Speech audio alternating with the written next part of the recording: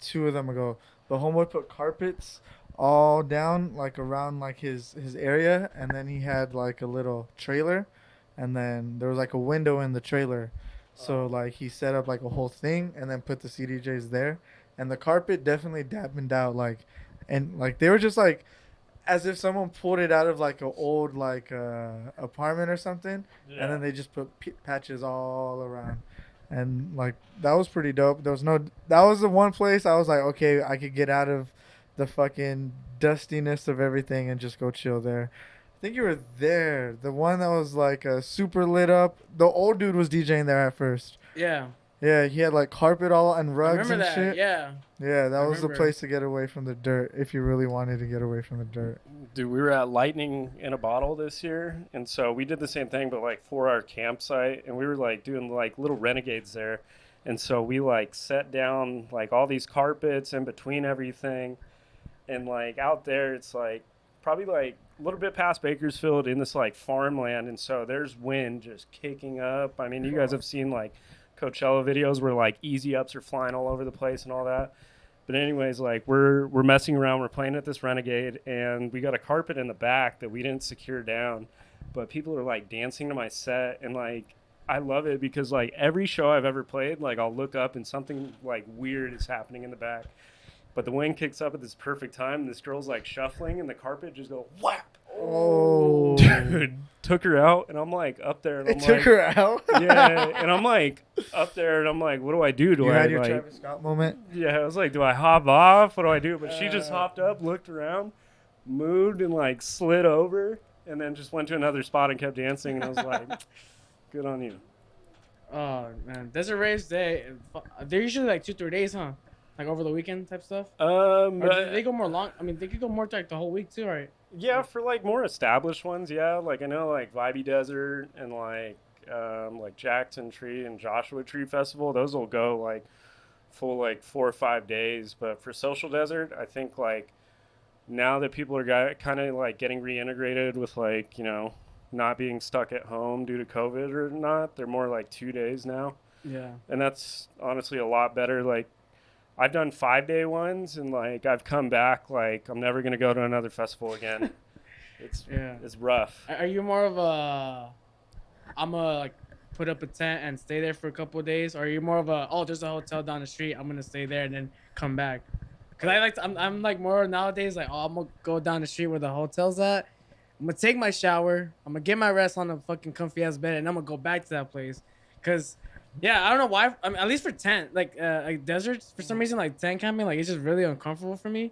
Same. And I'd rather just like be at a hotel. Kind of same thing too, like for like EDC. Like I did EDC like camping too, and I was just like, you know what, like for sure, I'd rather maybe just be in a hotel. Like actually get a good clean ass shower, cause that's like the really with like I want to feel clean. Yeah. And the desert raves, they don't make that shit easy to like stay clean, bro. Cause even like when you get home from one night or from like just like that's like 4 or 5 hours of being there, you get home like you're just dusty, like you're just dirty, like you take a shower and you can fucking see like Damn, bro, you're making my mouth taste like dirt. Yeah. No, for me, like I think that's how like dirty it is. Yeah. like growing up, like it was I go with the intention of staying in a camp, but like Dirty Bird Camp Out last year, Elmer and I shared a tent. Vile, we shared a tent, and I think I slept in a different spot every night for the 4 days that we were there. That's lit. And like this, like same thing with Lightning in a Bottle. Like took a tent, I didn't sleep in it once, and then like now though, like after that experience, I'm either gonna find an RV or I'm strictly hotel. Okay, like I could probably do an RV. I've never done an RV like that, but I could probably do an RV. Like it's like well equipped, still out of bed type shit. Oh yeah, the RVs are the way to go if you're gonna do something like that. But then like for like EDC, I've never camped there. There's no shot in hell I'm gonna be stuck in the middle of the desert on a raceway when the strip's right there. So you'll be staying at the hotel for Yeah. EDC week. Yeah, Okay. every time. I mean, I would say give it a shot though, cause I did for the one night that I was there. I mean, given the sleeping conditions, I think like the attractions and everything that's like offered with camping, I think really you really get your bang for your buck. Or even when you're just there, I mean, I wouldn't knock it for sure, bro. I mean, if you get a chance to do it, like At least maybe one day. If you try to sneak in one day, if you're not really trying to do the all 3 day, then I get it. But for sure, like give it a shot, cause if you're, I mean, especially if you're that person too, if you're like constantly want to party, cause dude, the camping is nonstop partying, dude. Like, Oh yeah, I think there's only like a 1 or 2 hour gap where it's like just peaceful and like there's like workshops happening around, but Bro, some people are listening right now, like thinking, how can you worried about being dirty when you're so fucking drugged out? Like that's the last of my worries right now, fam. Where's the next fucking DJ? Yeah. where's Like the you know, next DJ? I feel like that's the mission sometimes when people are really just on their whatever they're on. Like their mission, the all 3 days is nonstop. Oh, Like, dude, you for know? sure. Like they're just really rooted in that environment. Yeah. They're the like it's on that Mad Max person like mentality, you know, for sure. Yeah, and it could be because you know some people only do these festivals like when they happen, so that's once a year for whatever festival they choose. Mhm.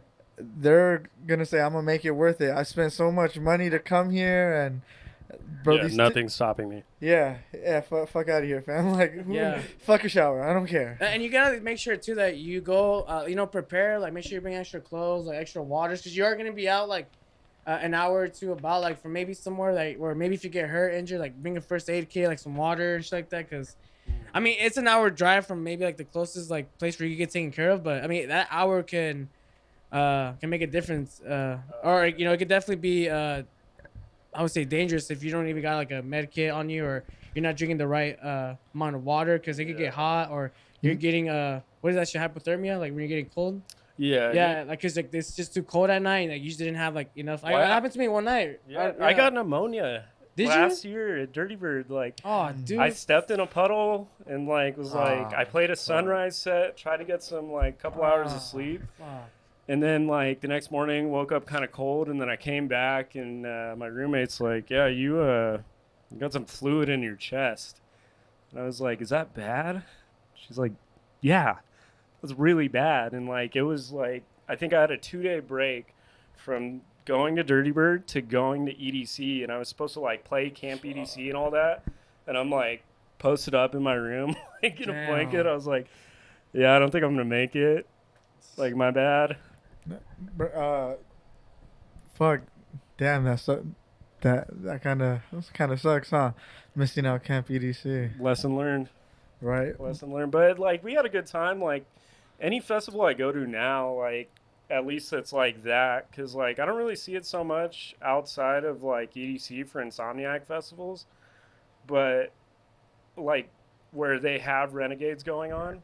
But also I haven't done like nocturnal or like beyond camping. Okay. But for everything else, like all the like smaller festivals, it's like the Wild West. As soon as the festival ends, you go out in the campground and there's somebody that has like this insane like Burning Man art car set up, and there's some cool stuff out there. But it is what it is. There will be more opportunities, but it definitely like EDC was like kind of like that apple where I was like, fuck, I fucked up.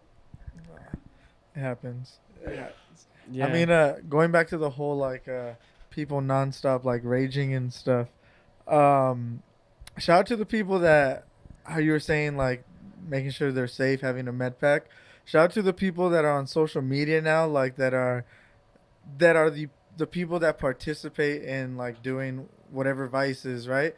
But they're starting to become like TikTok famous or whatever for showing you how to do it responsibly. So there's like videos of them being like, look, if you're gonna do this, make sure you have this vitamin C pack because you need vitamin C because this drug does this to you, and they're like legitly like mapping it out, and I think that's really fucking dope. For anyone that wants to just rage nonstop, definitely take those fucking.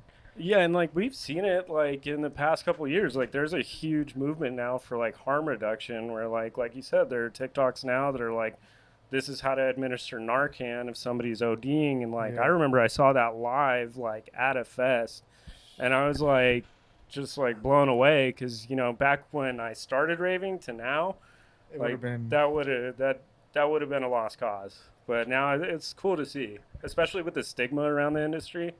And see, that's the thing. Like, it's a bad stigma, but if we could flip that shit, and I think they're like doing that, is flipping the whole.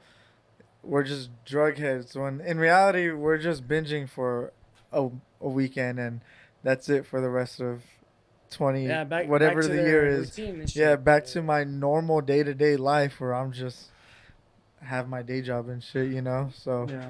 that's really dope though. Like, Yeah, and that's good because harm reduction really does save lives, and it doesn't put people in those like bad situations where maybe ground control has to get involved, and they have to like attain to a situation like that. I mean, back then, even when raving was happening, like in the '90s, like think about it, there wasn't really that kind of like harm reduction info. People were really experimenting on drugs, and they were just going off of like what people were telling them, like, hey, this is what it is, what it does to you, and I think that's real cool now that there's people out there like because there are gonna be people that are doing it regardless, and if you're gonna be offering that info, like I think that's real good because you're reducing harm. You're informing the person about the drug that they're taking, what it does to them with their body, physical, or mentally, psychologically more so. But, dude, I'm all for it, bro, because that's educating, people about certain drugs and like making sure that they don't abuse it or overdose, bro, because that's like a problem that happens in the rave scene for sure, dude. Like, Yeah, absolutely. but they're doing a lot of festivals are doing a lot of better job now, like making sure that they're putting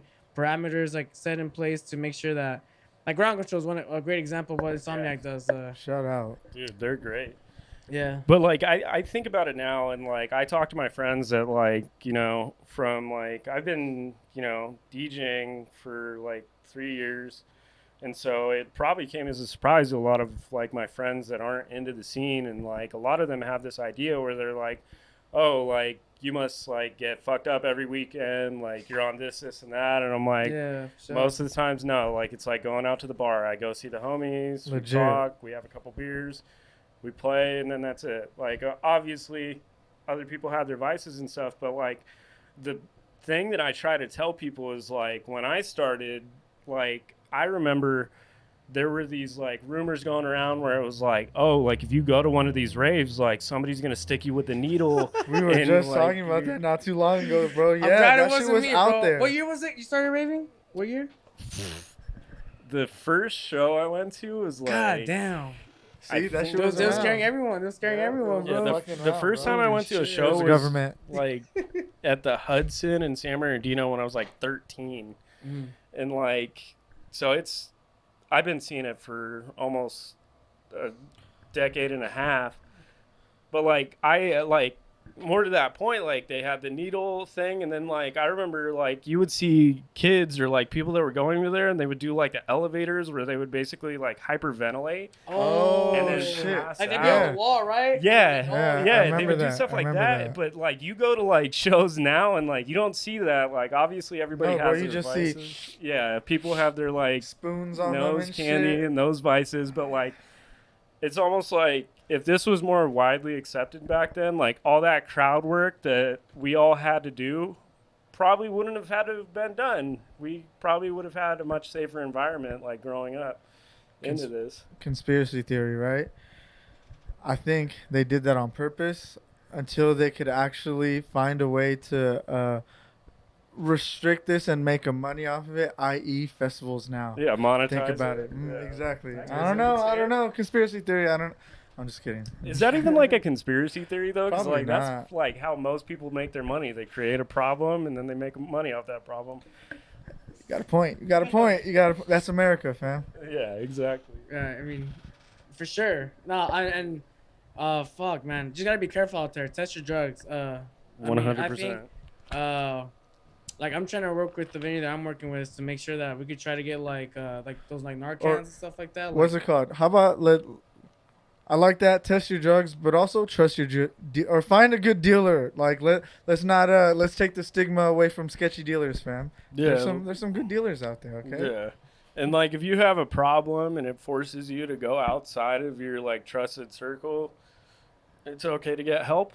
You know, Facts. you don't have to like get like as a DJ, like we've all seen it. Like I have people that are like, "Yo, like do you want to hit this bag?" And I'm like, I don't even know you. Yeah. No. So I'm good.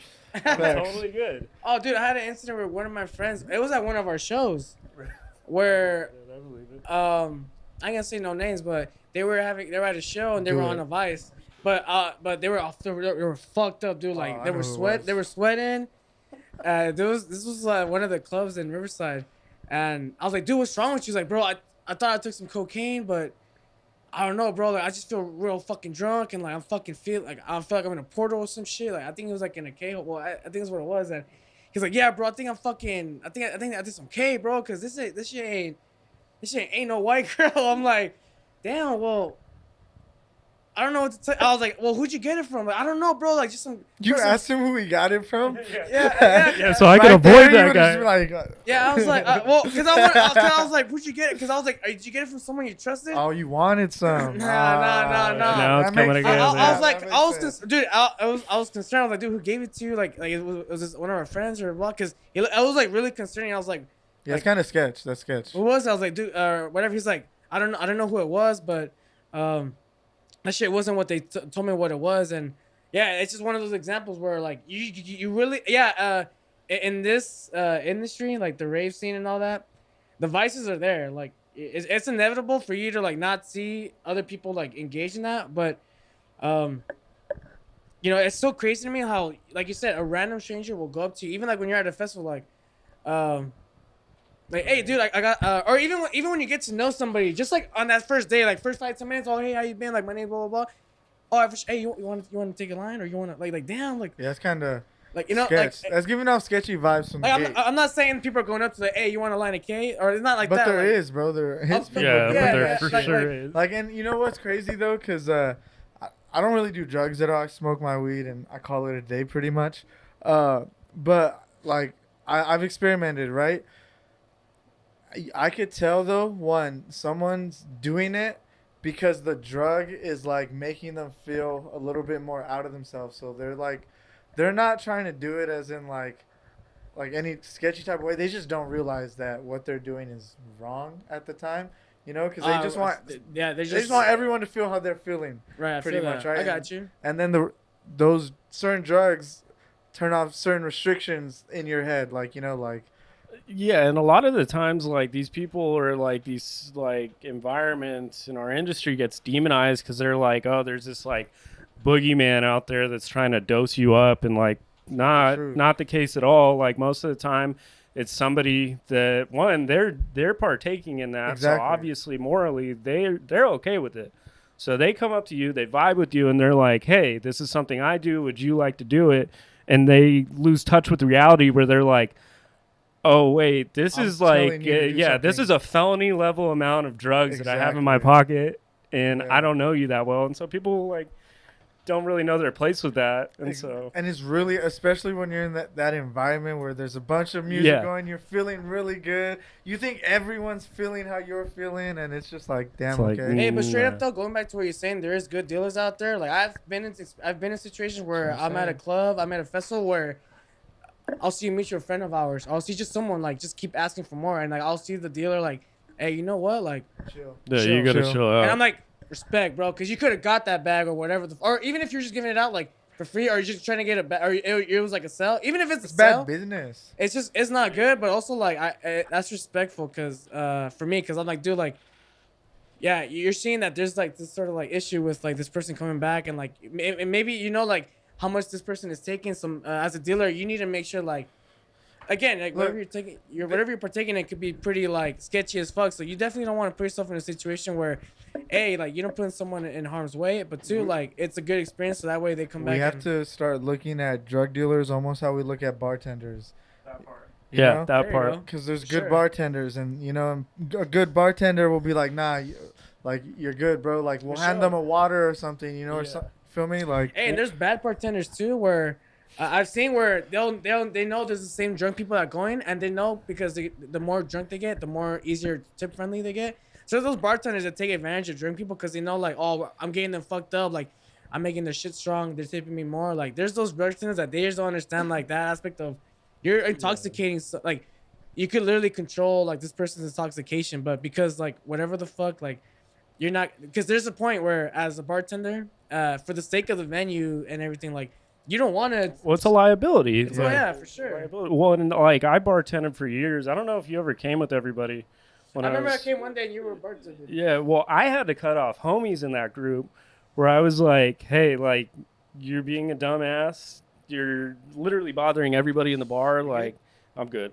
And like, I was like, I'm going to give you water. And then, like, when you're good, maybe we'll talk about you drinking. And like, that's an ego blow for sure for like anybody. But it always cracks me up when it's like, you know, your drug dealer cuts you off, or like when I see it like at a show where they're like, nah, I'm not going to give you any more. You're kind of like fiending out right now.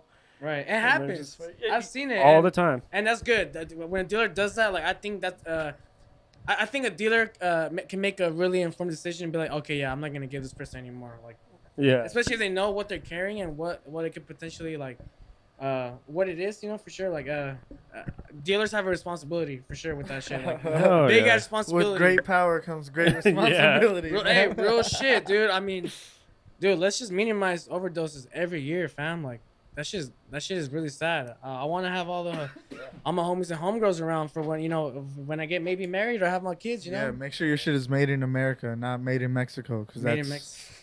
that's some different shit out there, bro. Shit, man. That's on me though, in the motherfucking building, bro, in the Lucid Temple studio, dude. I know. Thank you guys for having me. Hell yeah, Yeah, bro. It's man. been a long time coming, fam. Bro, I swear, like, you had came up to me the other night and was like, bro, when is this gonna happen? And I said to you that night, and I swear to God, I thought we had you in here and we had a conversation. I don't know why, like, it just. I think we were hasn't like happened. we were shooting the shit for a while, like during a set, and I was like, "See, we could have been talking about this on the podcast." And he's like, "We have. We've talked about it." And I was like, "Wait, when?" Right? Like, cause, bro, I think cause we've had so many people that we see in downtown, see when we're out DJing, that we're homies with, and it just feels like, yeah, it's happened It's already. one of those things. Yeah. Yeah, you know. So I'm glad to finally get you in here, though. I fam. know. I appreciate it. How long have you guys been doing this? So it'll be 2 years in November. Damn. Yeah. Yeah, it's been a minute now. It's been Mm. a long journey, fam. I can tell you that. Yeah. It's like starting another DJing career. You know Yeah. what I mean? Exactly. Yeah. Yeah. You said you started DJing 3 years ago though. Yeah. Damn, dude, I thought you were DJing longer. No. It was almost like a quarter life crisis. I was like kind of at odds at my job, and like, you know, I had done so much to kind of like work myself up this corporate ladder, and like gotten to a point to where like I had felt like I was like in a financially successful spot, but then I realized like a lot of the stuff that I was doing like wasn't really like fulfilling me. All right. And I remember Vile, Elmer was like, we started kicking it again because we've known each other since we were kids. But I bought like this like almost like Fisher Price like DJ set, and like started like figuring it out from there. And then that was like the end of 2019. And it was just DJing like with the intention with dance music, or were you already in dance music at the time, or you were just DJing just like the. I mean, I grew up like loving dance music. Like I, you know, grew up on the classics like rock, old school hip hop, and then just somehow I like naturally got onto like, you know, Daft Punk and like the old Benny Benassi true and like that. all that, and it just kind of took off from there. And then when I started though, like DJing, I started doing like deep house and like kind of like slower stuff like Anjuna beats and like stuff Anjuna like beats, that. okay. And like it just kind of like naturally progressed to this point to where I was like, all right, like I want to stick with house. I know that. And like, I mean, even now, like you guys have seen me DJ countless times now. Like my sets are not just like one genre. I try to go all over the place. Yeah, 2019. That was the start, man. And it was just That's On Me from the get go. Or you guys went through several name changes. That was always gonna be That's On Me. I just It's on you. yeah, Yeah. exactly. I'm gonna be That's On You. There you go. Oh yeah, there We'll you do go. we'll do a little back to back one time. That's on me, back to back. That's on you. Yep. And no, when we go back to back, that's on us. There you go. That's There you on go. us. There you go. That's on us. I know we still have to do a proper back to back because I think the one time like Carlos and I DJ'd together, we were like by a fucking staircase at a house party, and there Oh, was like fuck. 2 beer pong tables. I'm trying to figure out when this It was like in Riverside at Seb's house. Oh, that's right. Yeah. I remember that. Yeah. Yeah, bro. So 3 years you've been DJing, and you're doing production too as well, right? Every now and then. I am doing production. I actually just got Ableton earlier this year, so Ableton game. Bro, I'm sorry. You're Sure. gonna have to. Yeah, let me lock the door. I real know I quick. gotta get out of here, but You're gonna need the crutches after this. No, I'm Yeah, just kidding. yeah. I finally made the plunge, and like I wish I had gotten started earlier, but it is what it is, and like I have projects right now that like just from like DJing for as long as I have, I'm like, this sounds like shit. I'm not gonna send it out to the homies until I like get something that I can send out that actually sounds good. I mean, it takes time, bro. I'm not gonna lie. It takes everyone that one time to listen to their song and then listen to something they like, and then comparing the two, you're just like, what the fuck did I just spend 5 hours doing? Like, Yeah. this is why am I doing this? And it just takes time, bro. And it's fun. Like right now, like a lot of what I'm doing is like I focus on sound design, and like I'm trying to like find something that works for me and like works for like what I want to do. Because I've had songs where like I've played them during the Om Nom show, or I played them like during like the rooftop show, and like I'm not out there like promoting it because I know it's not there yet, but it is something like that I almost use as like a litmus test where I'm like all right, some of these people vibed with that. Yeah, for sure. Yeah. Because I think that's like one of the things that we think about as producers when we ever think about how it plays out in the live setting is the reaction to it. And it's always good when we have like those unreleased music, we want to like throw it out in a live setting, because then we can actually like see the actual results of how it gauges in like in a live setting with like people. Because when you're just like a bedroom producer and you're just like closeted like in a building, you're not really like going out to these live atmospheres and seeing like how your music plays out like in a live setting. You're not able to understand that. You're not able to like really understand how your music does like live yet. Because again, I feel like when I had those insecurities with my tracks, I've had sent it to people because I'm just like that. You know what, bro? Check this out because I don't know.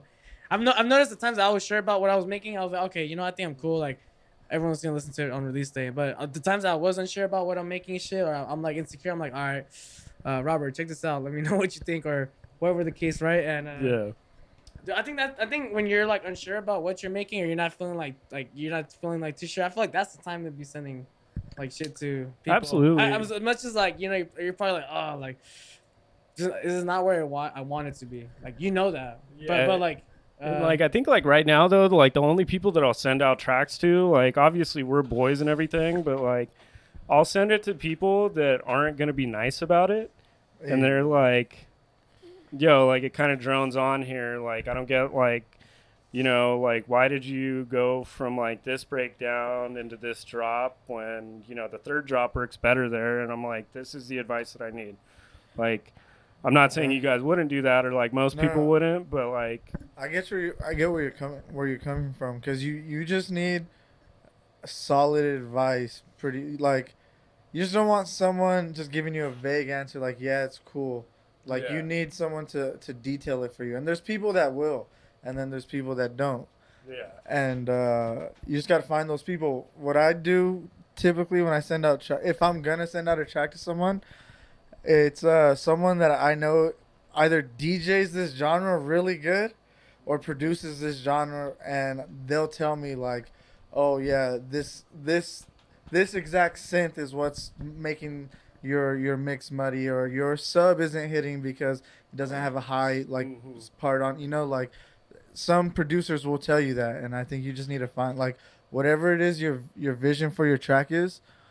Find someone that is very in tune with that, because they're the ones that'll give you the most detailed about that genre, Yeah, I like how you said producers, because whatever you are making, especially when it's like something that's maybe not as normal, maybe you don't want to keep on sending it to the same producer, because maybe that producer is like they specialize in a certain style. Thing. Yeah. Yeah, so that's good that you want to be able to understand like your labeling, your style, and what your record is, and being like, okay, well, I want a specific advice from a specific someone that does a specific style, It's so you like- go to them. It's like I'm almost going to mixing certain mixers, like certain mixing engineers, like if I was because before you send out like if you're doing hip hop, if R&B, like you're not necessarily the one mixing your music. Like after you sing on it or whatever, you're sending it to someone to mix it down to make it sound clean and whatnot, right? And fucking damn, this is getting to me. Uh, um, so you need to find the right mixer who mixes that genre, because if you don't, like, why would I send a R&B track to someone that produces trap music? Yeah. You know, Or it hates makes R&B. it makes no sense. So like, Yeah. why am I getting advice necessarily from someone who doesn't necessarily like listen to this really? You know, they're just gonna listen to it and then critique things that they just don't personally like. You know, and that's not help to you. You want more like engineering advice. You want more like little details that will actually make sense to you, and you'll be able to implement in your future productions now, you know? Yeah.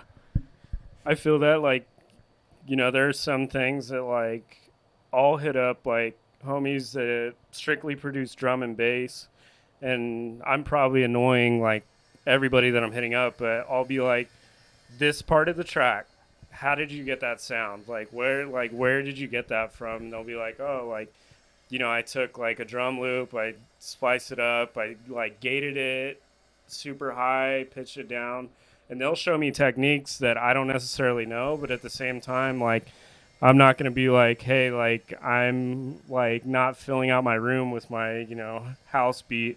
Yeah. How do I get that? Because that's not their forte, and there's nothing wrong with that, but there's so many different ways that you can make art. Facts. And it's art. Yeah. Yeah, it's Yeah. art. Like your name, dude. How'd you get your name? That must have been. How long did that take to make that kind of art? How long did that take, bro? I was talking about this on the other podcast. Like, it took me a while to like get like Did it? my name. You know, it took me like 3 to 5 days, like to think about shit. Like all the names that I've had, it's taking me like 3 to 5 days. Like, Wait, what other names have you gone by? we're not gonna get into it. But like, okay, so there was like my like DJ name throughout like high school. It's like Twitch. Yeah. Then after that, it was Litster, I believe. Or yeah, it was like Litster or Koala. It was one or the other. One came first, the other. And then after, I was like, all right, I'm just gonna like go with Husky, and that's been that. Okay. No, we were Elmer and I were mixing Vile. We're mixing one time, and like it was like right when I was starting. So I'm like, at this point, I'm So you still have no name. You're just Kyle. no name. I wasn't even planning on doing anything. Like I was not even planning on Being a DJ. or DJing. anything? Like at the time, like I really just wanted to learn it. Like I had no aspirations of like ever even like playing. And I think like I had like finally had this like eureka moment where I like just seamlessly like blended this track in, and I remember Elmer's like, all right, like bet, and I was like, that's on me. And like we started laughing, and then like in the back of my mind I was like, I'm gonna keep that one for That's later. funny because why did he Mental say that? Like that's on me. Like You know? And That's so cool. it just kind of stuck, and like snapped, yeah. yeah, and like it also like I feel for like people that are like just getting in the game now, or like they want to like create like an alias, because it's almost like everything's taken, or like there's somebody that has your damn. name but there's like, you know, a V in it instead of a vowel, and it's brutal. It's brutal out Yeah. there.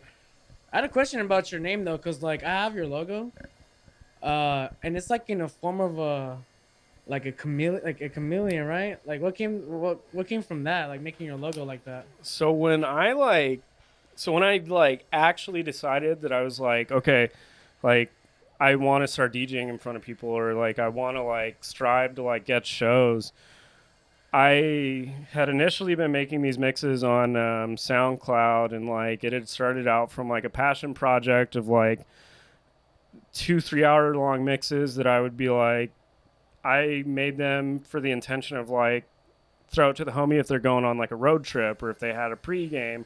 And so there were all these different genres, and at the time like I was like getting these gigs, but they weren't like, I'm not playing at Sound, I'm not playing it like for low end, I'm playing like at a brunch on a Sunday to like a bunch of like different moms. So I'm playing like, I started out with like Donna Summer, and then I would like bring up these like different genres. And so like when I like finally decided to take it serious, I was like, you know what, like the brand that I want to do isn't going to be locked down to a genre. And like the chameleon clicked, and I went through Slash, Where do you know Slash? The- Slash, right? Yeah, the yeah, art yeah. designer. That dude's. That does my artwork. And I think everything? you set me up. Yeah, you set me up with him. But like him and I were talking, and I was like, told him my vision, and he's like, "All right, bet I got you." Are you And, still like, using him? Yeah, Or- yeah, Oh, yeah. that's cool. Oh yeah, that guy's money. Yeah, that fool gets down, everything, bro. yeah, everything he does is just solid. Yeah. Shout out Slash Video 1. Follow Yeah. him. That guy's an amazing artist. But yeah, he was like, dude, I can go like crazy, and I was like, I've seen you go crazy and you go off, but like, I want it simple. Like, I just want it like something that like simple and it sticks. And he gave me my logo, and I was like, bet, like I'm gonna run with that. All right, for sure. Damn, shout out Slash. So you were just like, give me something simple. He pretty much gave you that logo. There was like really no details from you. You were just like, I kind of just want something that's just like, that's on me, simple, like nothing too really creative. Yeah, specifically? it was mainly like I gave him my idea, gave him like I basically gave this dude like one of the roughest outlines that I probably could have given him, and I was like, "Go, you have carte blanche, like go nuts," Right. and that's what he came up with. And like we had like a couple rough drafts, and I was like, I mean, honestly, everything that guy does is money, but we finally landed on the one logo where I was like, all right, like I'm behind that.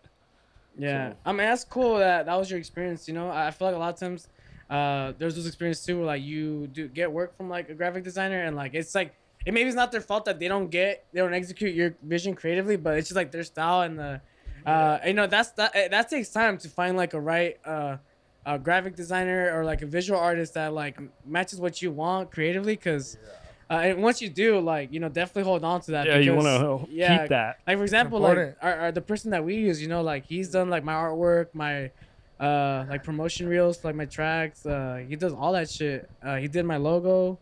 I've been working with him for like the last 2 years, and I honestly, if he were to like stop like doing that shit, I honestly would like kind of have a little panic attack. I'm like, hey, hold up, Yeah, 'cause nah, hold up, like. it'd almost be like if you change it up now, because like the last 2 years, it's almost like it's been familiar.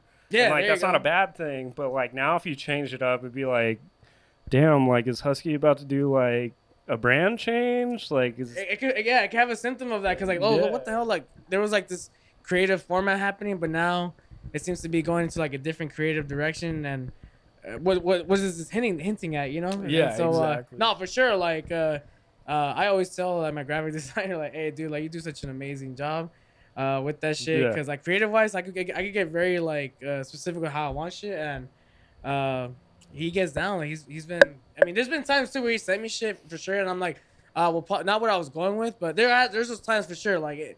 But honestly, like 99.99% of the time, like when I tell him something and he does it, but yeah, there's been times though, like for sure, where like there's something that we just weren't able to like execute. And I was like, all right, well, no hard feelings. Yeah, where 'cause it's not right. It happens, like it fucking happens. Yeah. Yeah. I think that's like important too, especially like for creating your own brand or like even like running your own events. Like, you know, like with Reflection, we kind of like go all over the place with like each different flyer that we make. And like shout out to Eric because he makes them all and they're all like unique, but they do follow like a general thing. Like with all the low end stuff too, Mhm. like there's like an unmistakable like quality about those flyers where like you can show it up and if you've been to those events people are like, oh dope, like that's a low end thing. Like I mean we all flip through our phone and we're going through fast, but then like if you've been to the events and you've seen those you're like, oh wait hold up, like I recognize this. Like there's that familiarity that's so important to build for our Yeah. brand. Mhm. No, it definitely is, man. Dude, when did you start the Reflection project? I mean, because I know it's you, it's Anarki. I think there might be others involved in this too, but So there's Eric, me, and Elmer. But Eric's been doing it, and this has been his project for a while. Okay. And I got picked up from, it might have been Elmer or like that put in the word, but Eric hit me up a couple years ago, and he's like, hey, like, do you want to play in the Dome in the Social Desert? And so the Dome's at like just insane stage where like it's covered in tarps and the lights are crazy, but I ended up playing, and then we actually recognized each other from Redlands, and I think I remember that night. yeah, and then we exchanged info, and then it was like, I would see him out, he would see me out, and then like we would just get to talking, and then finally like one day he's like, dude, we kind of share a pretty similar vision on how like I run events. Like, do you want to hop in with me? And like at the time I was like, I kind of just want to produce and I kind of just want to play. Like, I don't really know if like I want to like add something else. And then I was like, whatever, let's do it.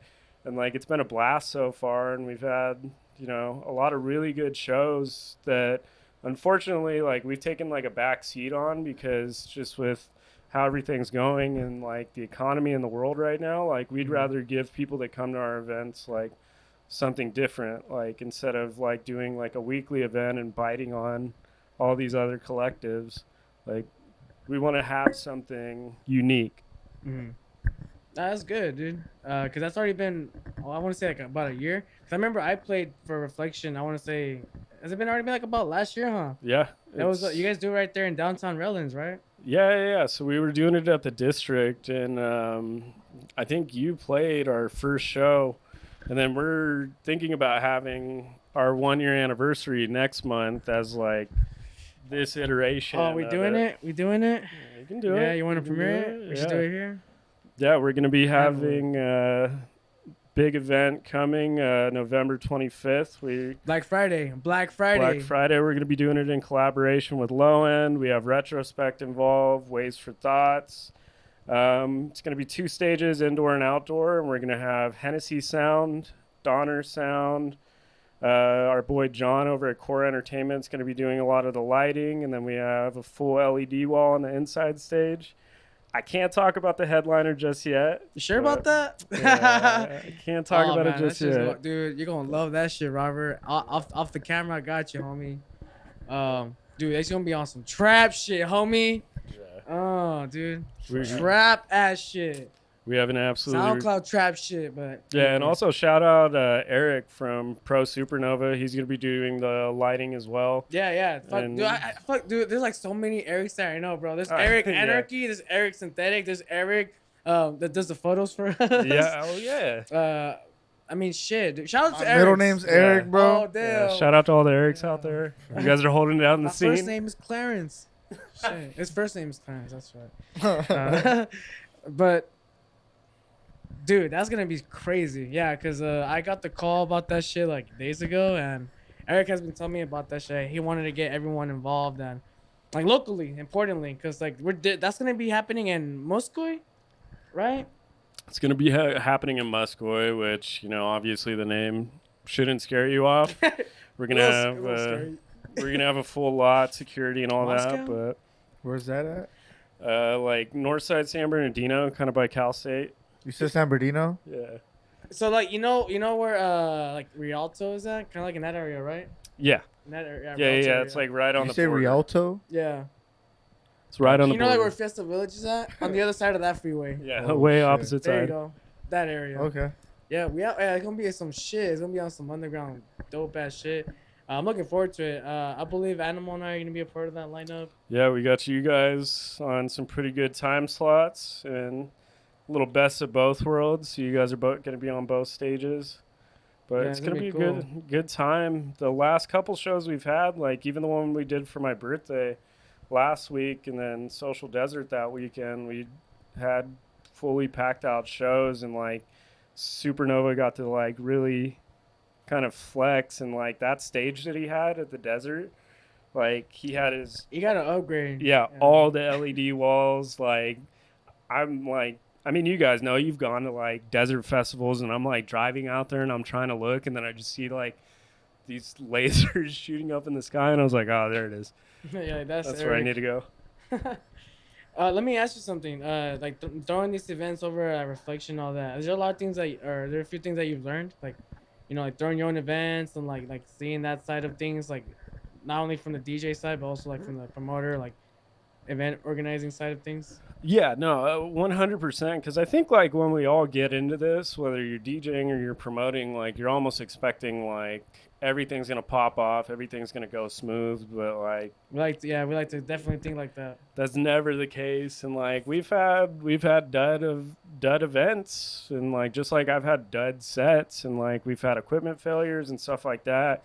And I think like the biggest thing it's taught me, because it definitely had some moments where like a CDJ goes out, or like an artist doesn't show up, or like, you know, the venue doesn't pay or whatever. But it just taught me that like all of those things that I'm thinking of beforehand, like the more that I put those into my mind, the more that I'm kind of like willing it to happen. So that, like feel now you. when I go into stuff, it's just like almost you. like water off a duck. I can't even like consider like, obviously I can consider it, but I can't like dwell on those things. So when they do pop up, like easily just like I've pulled people up from the crowd and I'm like, you got your USB?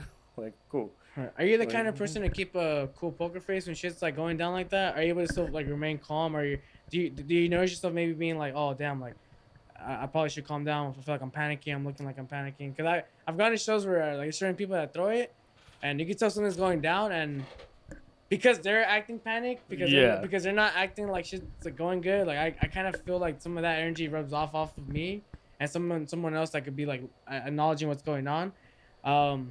Do you consider stuff like that, like when she's going down, like to try to keep like a cool, calm face, or it's just kind of like now, yeah, like I think like the only reason that I do have like a decent poker face about it now is like I've done it on stage where like I'll completely mess up, or like I'll load a track into the wrong oh for sure. platter. And like I've noticed like when I do that though, before, like I would like make a face or like and the crowd feeds off that. The event feeds off that. If you like noticeably show people that stuff's messing up, but like internally I'm freaking out, but externally it's business as usual. For sure. Like externally, you gotta let them know that shit's cool. Yeah. But internally, like like you said, like as long as you know what's going on internally, and you don't want to let anybody else know, like that's the key. And you saw like during the Omnom show, like I was sitting there and like I'm playing the set, and like I ended up like some of my hair like fell on my face, and like I went to like flip it back, but I didn't hold my glasses down, and like you could probably see it on the recording, but my glasses fly off and snapped on the ground. Fuck. And so like I can see about like this far away, and so like I'm like, oh damn, dude. I'm like trying to mix, so I'm looking behind me, and I can't find my glasses. And Eric, the photographer, was like, he's like, what's good? I was like, can you look around on the ground for some glasses back there? And he was like, are you fucking kidding me? I was like, no, like I can't see shit right now. Oh fuck, bro! I didn't realize that was going on, dude. Yeah. So wait, so your glasses snapped, like they were just done for? Oh yeah, they were. I mean, damn. Dude, I broke them. I broke them a couple months ago during a set, and I was just gluing them together. How many glasses you gone through, bro? Just like over my DJ career. Oh yeah, let's just go with your DJing career. Damn, bro. Like probably like 5 or 6. I gotta get like one of that's not too those bad. like I gotta get one of those like little The bands on the the back? bands that you wear like at a Fuck. water park. Get goggles, Or bro. just get like prescription swim goggles. Get sunglasses. Prescription sunglasses would be too. True. dope, too. Is there some goggles that are dripped out? No, or goggles now dripped out. Prescription goggles and shit. And Yeah, I stuff have like like that. I have It's like dripped. It looks Yeah, dripped. it'll look cool. Yeah. yeah, I have like some work ones that like they have the full shield on the back, so I don't get anything in my eyes. Oh shit. Yeah, I look like a Okay. dork though. They're definitely not like drippy. I don't know. I've seen some like pink lenses, like Gucci ones that some girl had, and she's like, "Oh, these are prescription." I'm like, "What the fuck?" You can make prescription look cool, apparently. Right.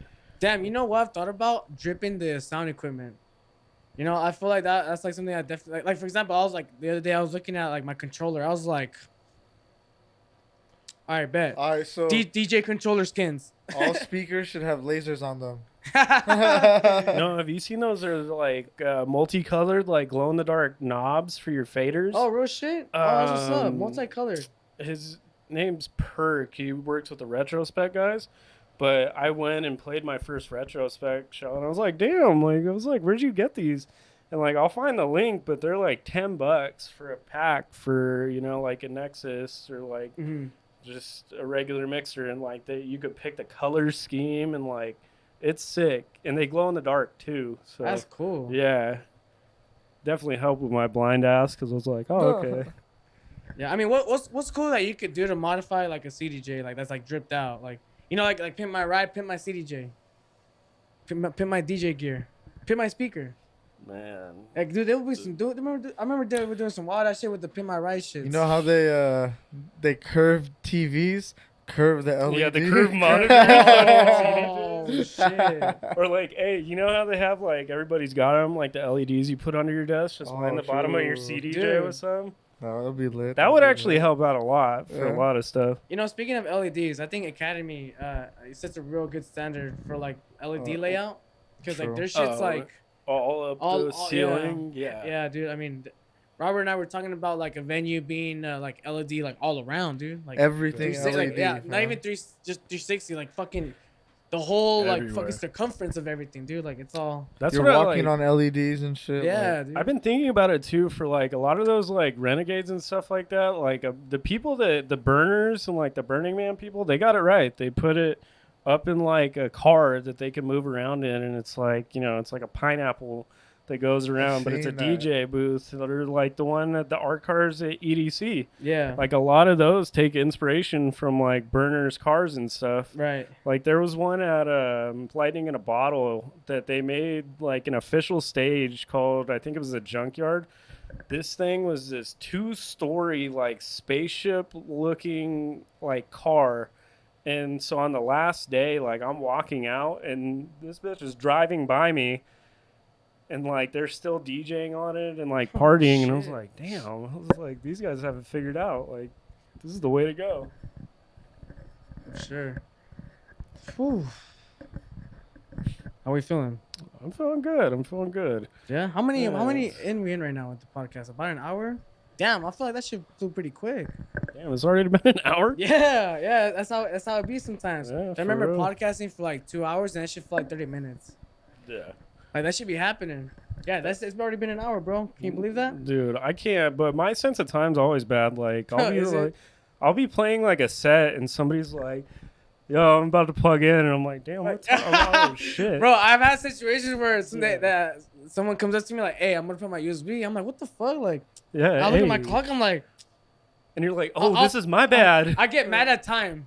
Yeah. I'm like, "Bro, what the fuck?" yeah. Where did the time Like, go? nah, it's like, bro, yeah, where'd the time go? Like, that wasn't 60 minutes. It was really 60 minutes type shit, but it's Yeah, just- and then it you goes look at like the quick. songs you played. You're like, "Oh, yeah, Mhm. I have been flying through it." I think that happens to me a lot when I'm like, you know what, fuck it, I like this song. Let's play the second drop, bro, and then I just lose track of.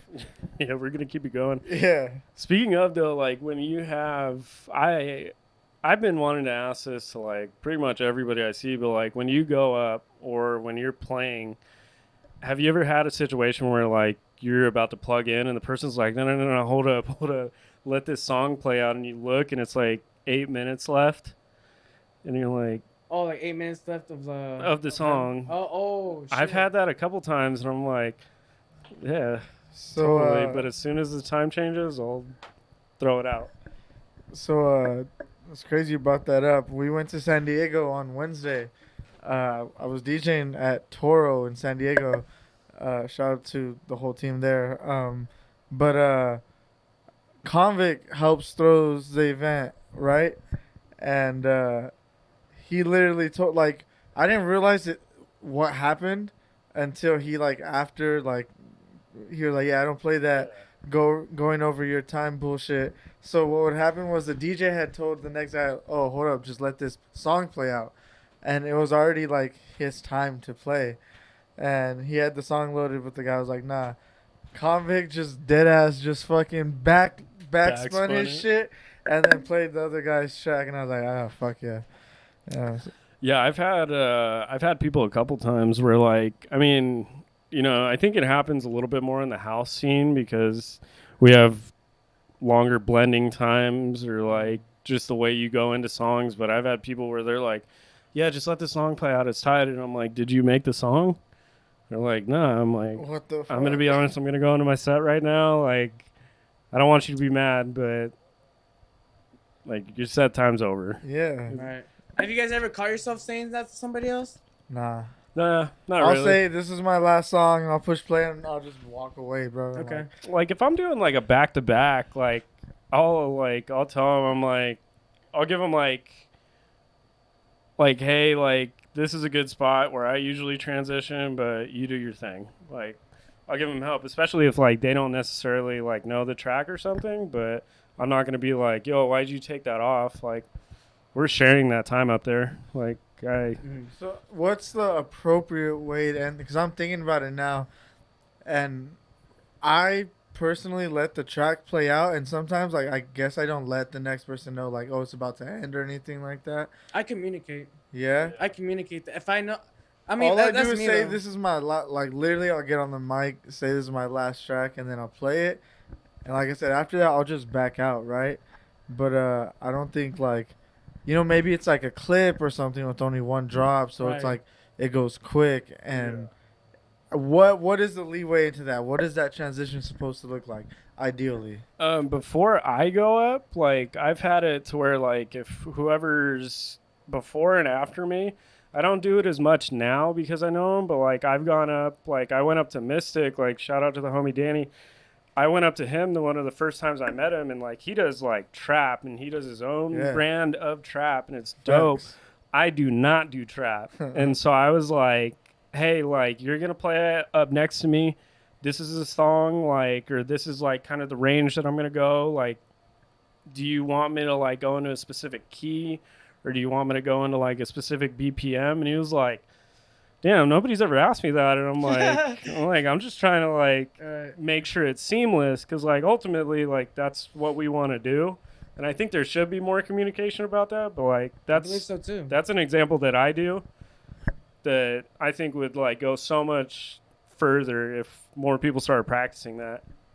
Well, because that makes sense in club environments, I think. Yeah. Because anywhere else, like, or maybe I mean even like desert areas, but like, don't you want to know who that next person is? So like, isn't it all right for there to be a stop, to be like, if you're at a show, right, then there should be a transition sometimes. Like, I get the whole like let it be seamless sometimes if it makes sense. Yeah. I think if it makes sense, like, I also like I 100% I'm right there with you, but like I think too, to add to that, like one, like think about it like when you go to like, rock concerts or rap concerts, there's an intermission, and there's some like, there's an intermission track that plays, and like we've all been at concerts where like everybody in the crowd's looking around, the lights kind of raise up, and there's that it's like anticipation. an intro. Yeah, and like that energy